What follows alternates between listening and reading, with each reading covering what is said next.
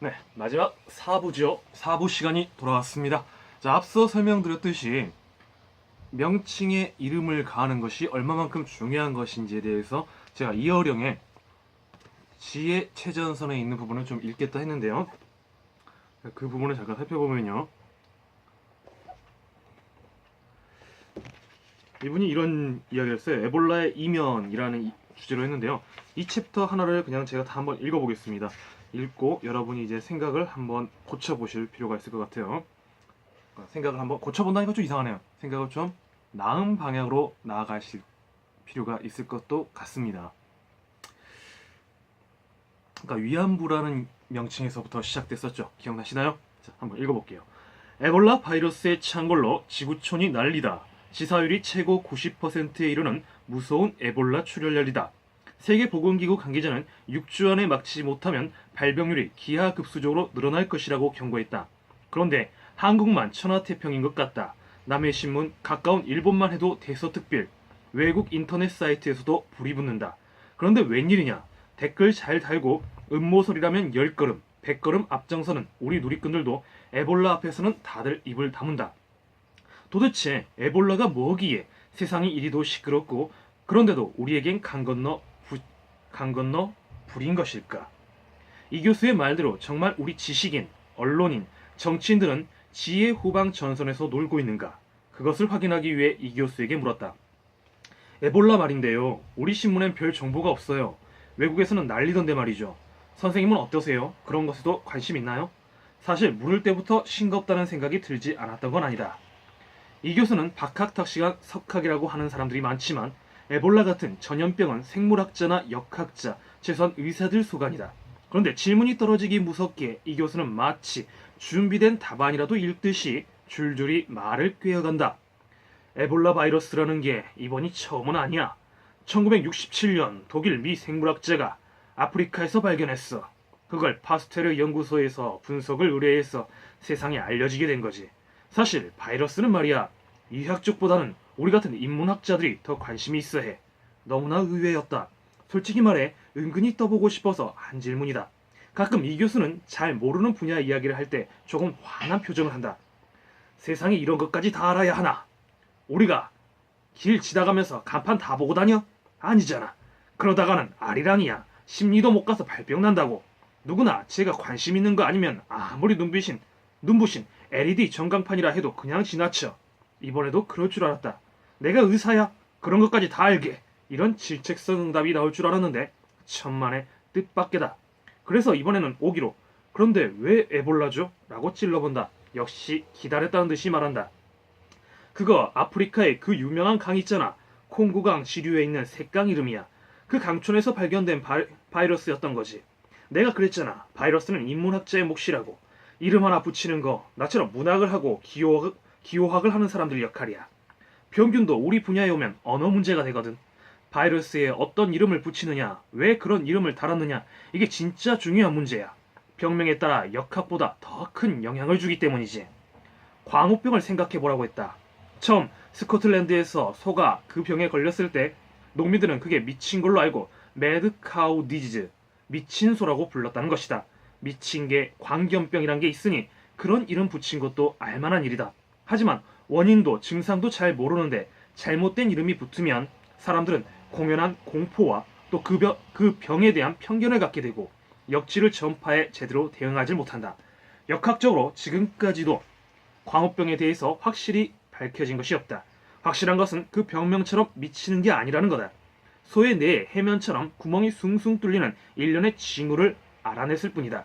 그래서 세계보건기구에서는 객관적으로 밝혀진 그 증상대로 해면상 뇌병증이라 하고 그 두 문자를 따서 BSE라고 공식 병명을 발표했다는 이야기다. 에보라 얘기하다 말고 광우병으로 아니 BSE로 비약하는 이 교수의 말에 어떻게 브레이크를 걸까 고심 중이었다. 헌데 이게 무슨 벼락인가 충격적인 이야기를 꺼낸다. 그런데 우리만 광우병이야. 데모를 하는 사람도 정부 발표도 모두가 광우병으로 통해. 그러니 초등학생, 중학생들까지 거리로 뛰쳐나오는 패닉 상태가 벌어진 거지. 옆 동네 일본에선 실제로 광우병이 발생했는데도 신문 방송은 광우병이란 말을 피하고 공식 명칭대로 BSE라고 보도했어. 우리 축구할 때 일본에게 패하면 야단나지. 울고불고하는 젊은이들 흔히 보잖아. 그런데 일본은 다른 선진국들처럼 BSE라고 부르는데 왜 우리는 스코틀랜드의 농민들이 붙인 광우병이라는 토속적 이름을 그대로 부르는 거야. 이 선진국 문명 게임에 우리가 져서는 안 되거든.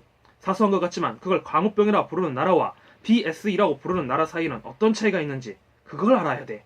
그게 바로 지의 최전선에서 싸워야 할 우리의 운명인 게야. 데모를 하는 대중들은 몰라도 최소한 정부라도 아니 언론만이라도 BSE라고 불러야 했다. 바이러스 전염병은 역학이라기보다 언어의 소통 문제, 인간 문화 문명의 큰 문제라는 이 교수의 말에 이제야 수긍이 가는 것 같았다. 아차 싶었다. 이 교수가 처음 중앙일보에 고문으로 취임한 것이 2001년이다. 그리고 시간이 흘러 그 광우병 소동이 벌어진다. 그때 기자들 연수회에 나와서 강의를 할 때 했던 바로 이 이야기를 나도 소문으로 들어서 알고 있었다. 그런데 그만 잊고 있었던 것이다. 이 고문은 말은 조금 독하게 할 때가 많다. 그때도 그랬던 모양이다.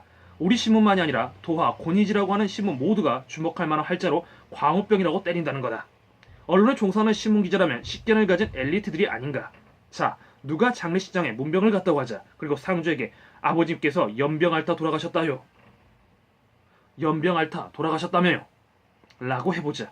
뺨맞을 아닌가. 또 당신 아내가 폐병장이라며 하고 말해보자. 당장 위절이다. 그런데 연병을 장티푸스, 폐병을 폐결핵이라고 하면 누가 시비를 걸겠는가. 병은 의사가 고치지만 병명은 소통의 문제로 문화 영역에서 속하는 것이 분명하다는 것이다. 자, 여기까지 좀 읽었는데요. 어떠세요? 어떤 느낌이신 줄 아시겠죠? 위안부라는 말도 그렇습니다. 위안부라는 것은 분명 역사적 사실임은 틀림없습니다. 팩트입니다. 하지만 위안부란 명칭을 그대로 사용하는 것은 문제가 있다는 것이죠. 바로 소통의 문제가 있다는 것입니다. 마찬가지로 우리는 광우병이라는 것도 지금 이 교수의 말대로 BSE로 고쳐서 부르는 게 맞다는 것이죠. 무분별하게 언어가 인문학적인 몫이 될 수밖에 없는 것이 이들이 갖고 있는 것이 바로 소통이고 이것이 잘못됐을 경우는 대중들은 엄청난 공포에 휩싸인다는 것입니다. 깨어있는 사람도 그리고 말하는 사람도 특히 언론이 중요한 역할을 하는 것은 당연한 것이겠죠. 무분별하게 아무 용어나 갖다 붙이는 것. 특히 우리 이런 거 너무 많이 봤죠. 메르스 사태 때도 그랬었고요. 이해되십니까? 마저 읽고 우리 이제 한국 현대사, 브루스 커밍스의 한국 현대사로 넘어가도록 하겠습니다. 우리가 적어도 광우병을 세계보건기구가 정한 공식 명칭대로 BSE라고만 불렀다면 그 같은 혼란과 공포심을 최소화하여 불필요한 사회적 부담, 정치적 갈등을 줄일 수 있었을 거라는 걸 소리 높여 말했다. 그때 이 교수의 지적에도 불구하고 지금도 정부나 언론이나 일반 시민 모두 광우병으로 통한다. 그런데 광우병하고 에볼라는 좀 다른 것 아닌가? 긴장을 늦추지 않고 기자근성으로 계속 질문전을 편다. 그런데 에볼라는 단순한 지역 이름 아닙니까? 마찬가지지. 왜 그 무서운 역지를 하필이면 아프리카의 강 이름을 따서 불렀겠어. 에볼라 하면 독재자의 마귀의 이름을 듣는 것처럼 온 세상 사람이 떨어. 망원경으로 새로운 별을 발견하면 자랑스럽게 그 발견자의 이름을 따서 부르잖아. 그런데 현미경으로 바이러스를 발견하면 말이야. 그걸 발견한 사람 이름으로 부르지 않고 발상제, 그 후진 이름을 붙인다고. 말라리아를 옛날 한국 사람들은 학질이라고 그랬어. 고통스러운 일이 해결되면 아이고 학질됐다고 하지. 병명은 나도 모르게 우리의 일상생활을 지배, 편견도 낳고 고정관념도 낳고. 이미 말한 그대로야. 그러니까 전미 신대륙에 성병이 돌았을 때 유럽 사람들은 그 병명을 상대방 나라 이름을 따서 붙였지. 메독을 이탈리아, 폴란드, 독일 사람들은 프랑스병이라 불렀고 반대로 프랑스 사람들은 이탈리아병이라고 이름을 달았지. 그걸 네덜란드인들은 스페인병이라고 했고. 그러니까 문제는 전 세계가 글로벌로 월드 시스템이 됐기 때문에 우리와 전혀 무관할 것 같은 아프리카에서 생긴 병이 세계적인 재앙으로 떠오르게 된다는 거야. 에볼라, 그 강 이름이 평생 가도 어디 한번 우리의 입에 오르내리겠어. 그 무서운 바이러스 이름을 한강이라고 지었대봐. 한강 소리만 들어도 전 세계 사람들이 떨 거 아니겠어.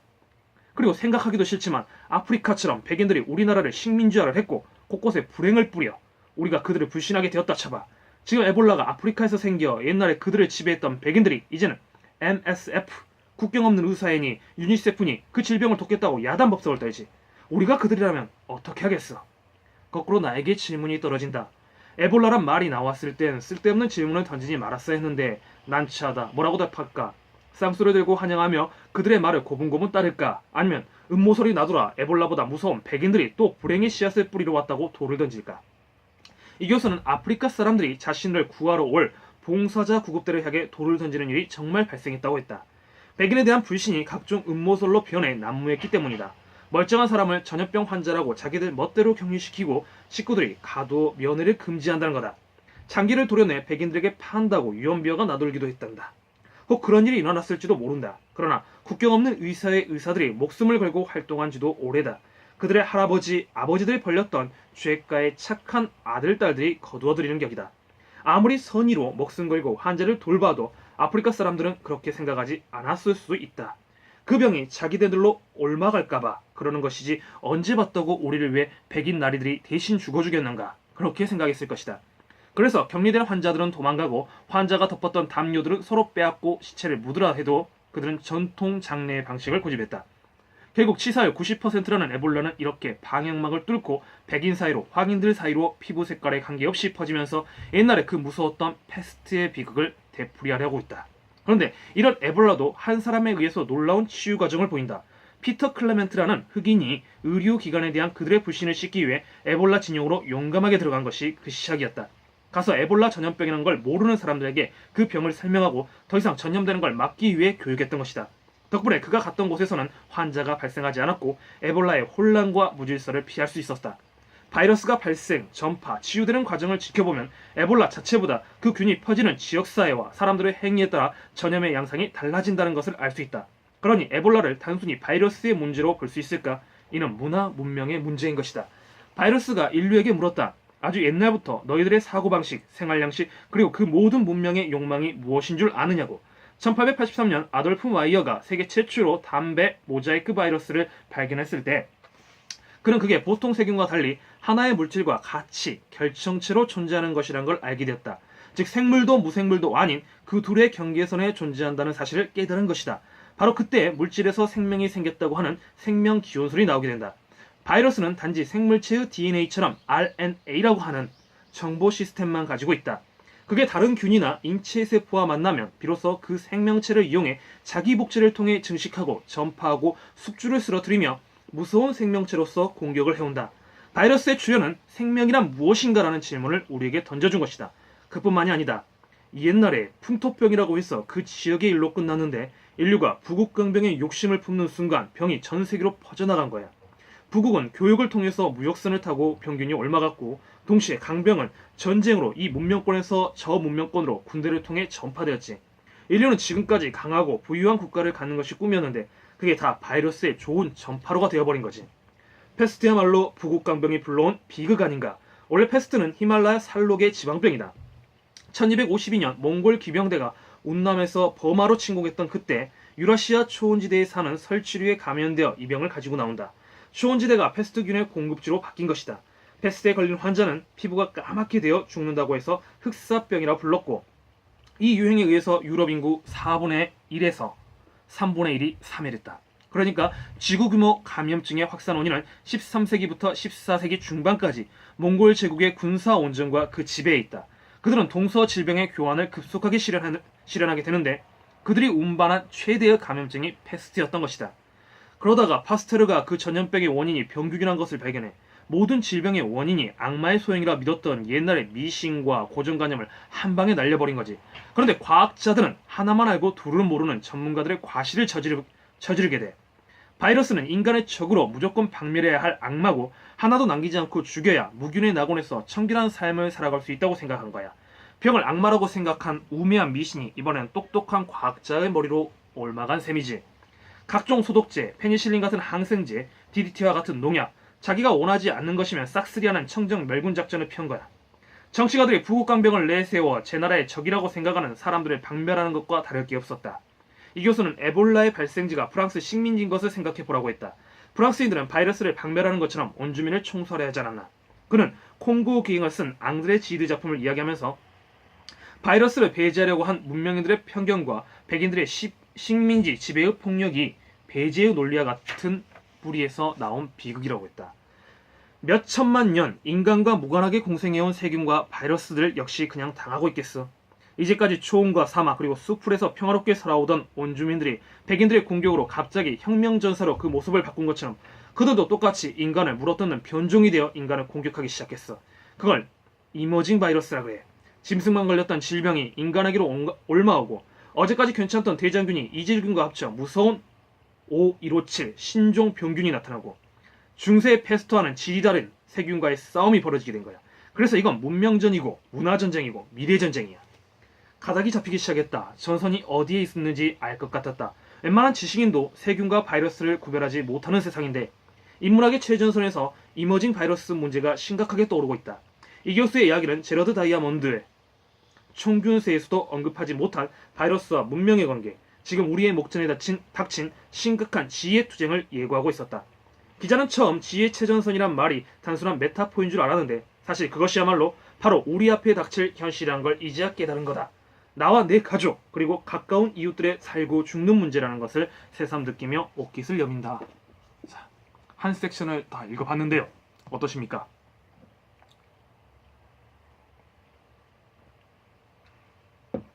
용어의 명명이 왜 중요한지 이해되시죠? 역사도 마찬가지인 것 같습니다. 역사를 바라볼 때 그 역사에 제목을 붙이는 이런 비단 엄청나게 중요한 일일 수밖에 없는 것이 있습니다. 그것을 그 제목을 붙인다는 건 결국 누구의 의견이 들어가는 것입니까? 사관의 의견이 들어가는 것이죠. 따라서 우리가 역사를 보는 것은 그 제목을 보고 그 사관의 의견이 맞는지 그런지를 판단하는 것입니다. 제가 저번에도 잠시 이야기했던 부분 혹시 기억하실지 모르겠지만 역사가의 역사책을 볼 때는 역사 자체에 대한 비판은 일단 놔두고 그 역사라는 것을 사관이 어떻게 각색하여 보여주는지를 봐야 됩니다. 이해되시죠? 그래서 우리가 염려하는 것도 바로 그거 아니겠습니까? 특정 정치 집단에 의해서 서술되는 역사의 제목은 과연 어떻게 될 것인가? 그리고 이것이 후에 어떻게 우리에게 재앙이 될지 또는 축복이 될지 가늠해 봐야 한다는 것이죠. 우리는 계속해서 이제 최익현 이야기를 읽고 있는데요. 브루스 커밍스의 한국 현대사 208페이지를 읽고 있습니다. 지금까지 제가 앞부분에 읽었던 거는요, 이어령의 지혜 최전선이라는 책의 1섹션을 여러분과 함께 읽었던 것이고요. 이제 본격적으로 우리의 본 교재인 한국 역사를 한번 보도록 하겠습니다. 한국 현대사. 최익현의 저항은 오래 지속되지 못했다. 그는 체포되어 스시마 섬의 감옥에 투옥되었으며 그곳에서 1906년에 아사했다. 아사했다는 것은 쉽게 말하면 이분이 대마도에서 이제 돌아가실 때 아무것도 드시지 않았답니다. 쉽게 말하면 스스로를 그렇게 굶어 죽이신 거죠. 어떻게 보면 굶어 죽인 거죠. 왜 이분이 스시마 섬으로 가게 됐냐면 그 사연을 알면 기가 막힙니다. 독립운동 이런 운동을 하다 보니까 누가 옵니까? 군대가 오겠죠. 그 군대에는 누가 있습니까? 우리 한국군도 있었겠죠. 그러냐 이분이 이렇게 이야기합니다. 동족과는 싸울 수가 없다. 그래서 이제 대마도 섬에서 순국하신 거거든요. 그 역사를 보면 그런 또 에피소드가 있었다라는 거 잠깐 체크하고요. 그는 나의 역적들은 내쫓지도 우리나라 적들을 처단하지도 우리나라의 주권을 되찾지도 우리 강토를 회복하지도 4,000년이나 이어온 중국 문명의 정도가 땅에 떨어지는 것을 막지도 못했다는 비문을 남겼다. 합방 때는 더 많은 척사파 유생들이 자살했는데 그런 행동은 성전에 참여한 이슬람 투사들의 자기 희생만큼이나 한국에서 강한 반향을 일으켰으며 그 후로도 저항은 계속되었다. 일본인들은 1912년에 5만 명, 1918년에는 14만 명이나 되는 한국인들을 체포했다. 1912년에 조선인 음모 재판으로 알려진 이런 사건들 중 하나는 총독을 암살하려 한 혐의로 105명을 기소했으며 피고인들에 대해 뻔뻔하게 날조된 형사 고발과 그들에게 가한 악랄한 고문 때문에 유명해졌다. 그러나 이런 이야기는 지금까지 너무 일방적이다. 역적 이완용 한 사람의 수많은 애국자들이 대치하는 구도는 아니었다. 일본의 진보는 1905년 이전에 많은 한국인들의 관심을 끌었으며 그 후 너무나 많은 사람들을 유혹하거나 변절시켰다. 1919년 이전보다 이후에 더 심했지만 식민지 관리들은 항상 분할 지배 전략을 이용했던 것이다. 대다수 인정하고 싶어하는 것보다 훨씬 더 많은 한국인들이 식민 독재에 부여했으며 해방 후에도 너무나 많은 한국인들이 일본의 관행을 자신의 행동 모델로 삼았기 때문에 양자가 완전히 적대적이고 갈라선 관계였다고 할 수 없다. 20세기 첫 10년 동안 세계의 관심을 급속히 끈 일본이란 나라는 아시아의 많은 진보주의자들에게 떨칠 수 없는 유혹이었다. 중국 민족주의자 창시자인 수농과 많은 열렬한 중국 청년들이 도쿄에 몰려들었으며 한국의 많은 학생들과 젊은이들도 마찬가지였다. 한국 내에서는 일진회라는 단체가 일본의 정책을 후원하는 이 새로운 대중조직에 수많은 한국인을 끌어들였다. 한 학자는 이 단체를 가리켜 지도하는 사람과 지도받는 사람들이 결합하고 대중을 동원하는 한국 최초의 근대적인 정치 조직이라고 썼다. 이런 일반화는 약간 과장된 것이지만 일진의 회원이란 모든 한국을 일본에 파는 데 몰두한 몇몇 소수인 양 주장하려는 민족주의 사학자들의 시도 역시 과장된 것이다. 한일 합방은 나라의 독립을 유지하면서 일본과 함께 근대화를 이루려 한 진보주의자들의 마지막 희망을 지워버렸지만 일본은 제1차 세계대전 동안의 유명한 21개조 요구와 그 요구가 유발한 중국의 오사운동 때까지는 다른 아시아 근대화론자들의 꿈을 억누르지는 않았다. 네. 당시의 일본이란 문화는 어떠했을지 사뭇 궁금하기도 합니다. 지금까지 저희는 브루스 커밍스의 한국 현대사를 읽고 있으며 이제 일제강점기에 들어간 부분을 함께 읽고 있습니다. 어떻습니까? 읽으면서 좀 어렵게 느껴지거나 조금 힘이 든다 생각이 드십니까? 하지만 그래도 우리는 끝까지 읽을 것이고 또 궁금한 것은 해결해 가는 방안으로 노력할 것입니다. 그게 바로 책을 읽는 사람의 허락된 자유 아니겠습니까? 네. 이제 곧 장비가 도착합니다. 이제 컴퓨터가 어떻게 될지는 모르겠지만 좀 낡아서 어떻게 될지는 잘 모르겠지만 일단은 좀 시도를 해봐야 될 것 같습니다. 지금 이제 테스트 방송을 좀 해보고 오늘 좀 해야 될 일이 좀 있어서 좀 일찍 방송을 좀 종료해야 될 것 같습니다. 그래서 아무래도 오늘은 여기까지 하는 걸로 하고 저는 이제 지금 저희가 이제 4회째잖아요. 4회째고 5회부터는 아마 생방송으로 할 수 있지 않을까 이렇게 싶기도 하지만 지금이 7월 14일, 15일 정도 됐죠. 7월 15일 정도인데 아마도 토요일까지 방송하고 일요일 안 되면 생방이 안 되면 이제 녹화 방송으로 다시 할 거고요. 잠깐 스케줄을 짜보면 일요일 날은 제가 잠깐 일이 있어서 좀 일요일 날은 이제 방송을 좀 쉬고요. 월요일 날 다시 찾아뵙는 걸로 하겠습니다. 그러니까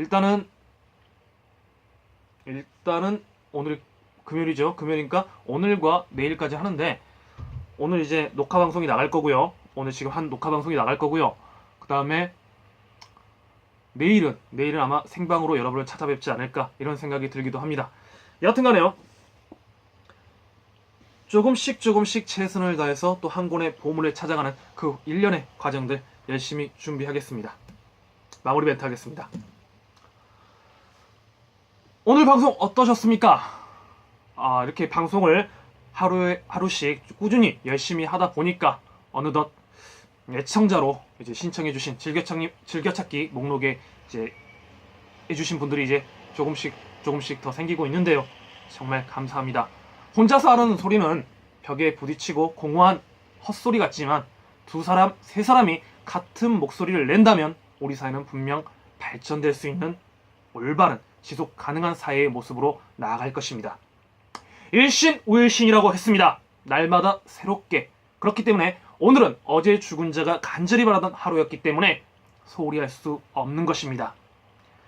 소의 걸음이 천리를 간다는 말이 있듯이 그 우보천리의 마음으로 또 새롭게 방송 준비하고 발전된 모습 보이면서 소통할 수 있는 창구 열도록 하겠습니다. 오늘 끝까지 시청해주신 여러분 감사합니다.